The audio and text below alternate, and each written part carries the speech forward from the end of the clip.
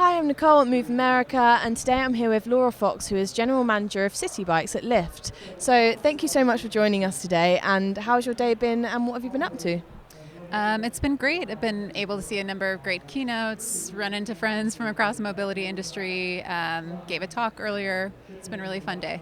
So for those who don't know, tell us a bit about Citi Bikes and what it is and what you do. Sure. Citi Bike is the largest kind of city micromobility system outside of East Asia by number of bikes and other devices.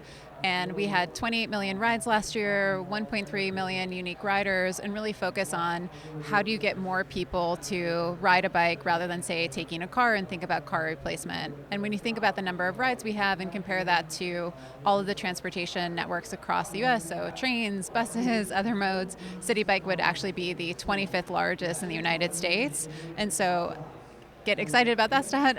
Depressed and excited. The depressed side, we need to get more people riding public transit in the U.S. I think on the excited side, it really proves that bike share and micromobility can be a healthy, resilient transportation network, and especially when done through strong public-private partnerships.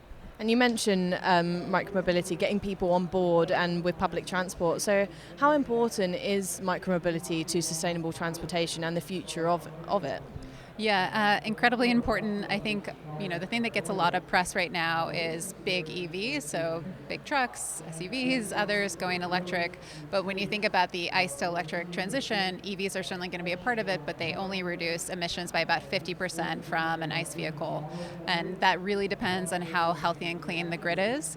And when we look at the United States, for example, if we move from ICE, everyone who has an ICE car today moves to an electric vehicle tomorrow, we actually need to invest, it's estimated, about $125 billion of infrastructure to make that happen.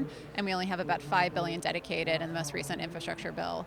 And so really getting people to modes of transportation that reduce emissions further, be that public transit, buses, bikes, electric bikes, and things like that are essential. And they provide a great option. I think we get really excited and love to talk about e-bikes because they truly are a car replacer. And so when you look at the types of rides that people are taking, 60+% of rides over bridges and across hills in New York City are on e-bikes through our service. And then when you look at, when someone owns an e-bike, like how many miles does that replace of the car that they own? That's about 70%.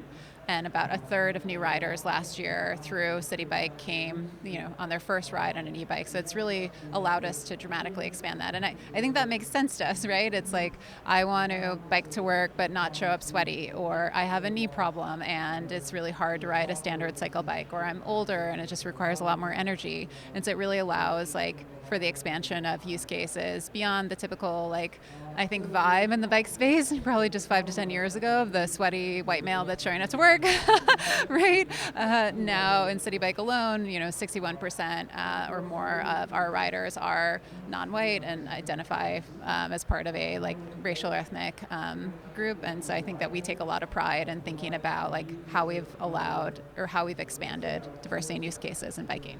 That's brilliant. And so you just did a talk this morning, which you mentioned earlier. How did it go, and what did you touch on? Sure.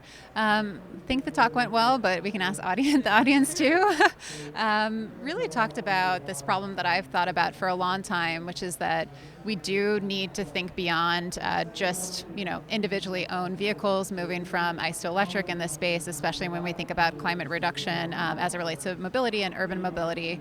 And one of the things that I've struggled with is that you need to provide a common language, or it's really hard to find a common language today between investors, startups, corporates, and governments to talk about this, right? Everyone's using different language, thinking about it in a different way. And so I've had a mental model of urban mobility as climate tech that I call MORE, which includes, I guess, to think about the 4 levels of that. E for enable, so how do we allow governments and businesses to better assess and plan and measure emissions reduction, mobility interventions in general.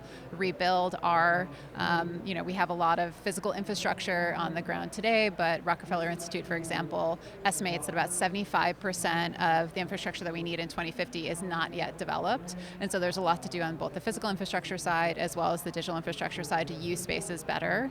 Offer, that's where I spent a lot of my time today, and it's probably most familiar when people think about a standard mobility offering, like what's the bike that I ride, the bus that I'm on, transport, like car that I'm in, and how do we really rethink that for more sustainable use cases, especially in light electric vehicles, and then maintain, which I maintain is actually a really sexy area when we think about the mobility landscape, because it's necessary to really get us to the kinds of climate reductions that we need to have when we look globally and allow us to operate vehicles effectively in cities to reduce congestion.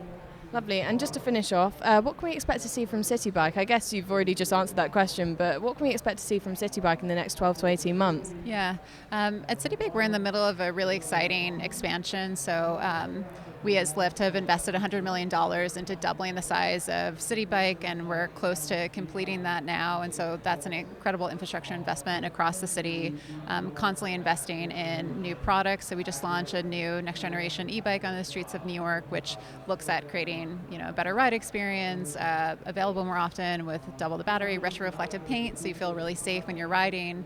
And then we're also investigating lots of exciting things like electrification, big topic of conversation here.